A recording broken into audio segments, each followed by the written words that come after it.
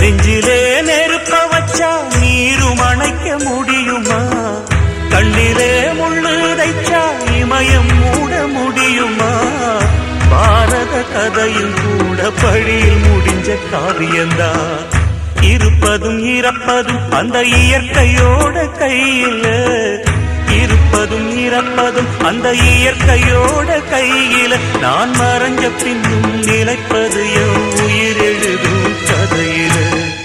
சந்திரனே சூரியனே நட்சத்திர நாயகனே, சந்திரனே சூரியனே நட்சத்திர நாயகனே.